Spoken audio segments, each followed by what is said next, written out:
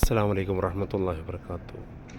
വീഡിയോയിൽ നിങ്ങൾ കണ്ടുകൊണ്ടിരിക്കുന്നതാണ് മസ്ജിദ് ആയിഷ, തൻഈം എന്ന് പറയും. മസ്ജിദ് ആയിഷ പള്ളീൻ്റെ ഉൾവശങ്ങൾ കാണുന്നത് വിശാലമായ സൗകര്യമുള്ള പള്ളിയാണ്. ഇതാണ് ഹറമിൻ്റെ തൊട്ടടുത്തുള്ള ഇറാം ചെയ്യുന്ന സ്ഥലം. അതുകൊണ്ട് തന്നെ ഇവിടെ ഇറാം വേഷത്തിലായിരിക്കും ആളുകൾ അധികം ഉണ്ടാകുക. മറ്റ് വേഷത്തിൽ വന്നാലും ഇവിടെ നിന്നാണ് ഡ്രസ്സ് മാറിയിട്ട് ഉംറ ചെയ്യുക. നല്ല സൗകര്യമുള്ള പള്ളിയാണ്. ഞങ്ങൾ രാവിലെ തന്നെ രണ്ടാമത്തെ ഉംറയ്ക്ക് വേണ്ടിയാണ് ഇന്നിവിടെ എത്തിയത്. തിരക്കെല്ലാം കുറവാണ്, അൽഹംദുലില്ലാ. നല്ല കാലാവസ്ഥയാണ് ഇവിടെ, തണുപ്പൊന്നുമില്ലാത്ത നല്ലൊരു സുഖം. നാട്ടിലായിരിക്കും പിന്നെയും തണുപ്പ് അനുഭവപ്പെടുക.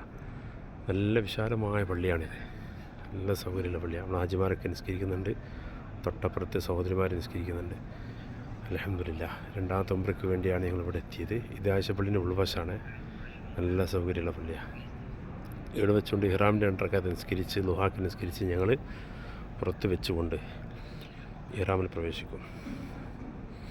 ഈ ആയിഷപ്പള്ളിയാണ് ഹറമിൻ്റെ തൊട്ട് പുറത്തുള്ള പള്ളിയും. ഇവിടെ വെച്ചുകൊണ്ടാണ് ഹാജിമാരൊക്കെ ഇഹ്റാമിൽ പ്രവേശിക്കുക. മാഷാ അല്ലാഹ്, ഈ പള്ളി കാണാത്തവർക്ക്, ഇവിടെ എത്താത്തവർക്ക് എത്താനും ഇവിടെ വന്നുകൊണ്ട് ഇഹ്റാം ചെയ്ത് ഉംറ നിർവഹിക്കാനും അല്ലാഹു തൗഫീഖ് ചെയ്ത് അനുഗ്രഹിക്കട്ടെ. ആയിഷാബിയുടെ പേരുള്ള പള്ളിയാണ്.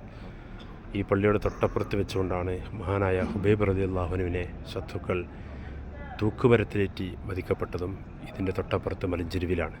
ഈ ആയിഷപ്പള്ളിയുടെ 200 മീറ്റർ അകലെയുള്ള ആ മലഞ്ചെരുവിൽ വെച്ചുകൊണ്ടാണ് ഹുബൈബ് റളിയല്ലാഹുവിനെ മരത്തിൽ വെച്ചുകൊണ്ട് തൂക്കുകയറിൽ കൊല ചെയ്യപ്പെട്ടത്. ആ ചരിത്രമൊക്കെ എല്ലാവർക്കും അറിയുന്നതാണ്. അവസാനത്തെ ആഗ്രഹം എന്താണെന്ന് ചോദിച്ചപ്പോൾ എനിക്ക് 2 റക്അത്ത് നിസ്കരിക്കണമെന്നാണ് ഹുബൈബ് റളിയല്ലാഹു പറഞ്ഞത്. ആ ചരിത്രം ഉറങ്ങിയ സ്ഥലവും ഈ ആയിഷപ്പള്ളിയുടെ സമീപത്ത് വെച്ചുകൊണ്ടാണ്. അല്ലാഹു സുബ്ഹാനഹു വ തആല ഇവിടെ എത്താത്തവർക്ക് എത്താനും കാണാനും ഉംറ ചെയ്യാനൊക്കെ അല്ലാഹു തൗഫീഖ് ചെയ്യട്ടെ. ആമീൻ യാ റബ്ബൽ ആലമീൻ.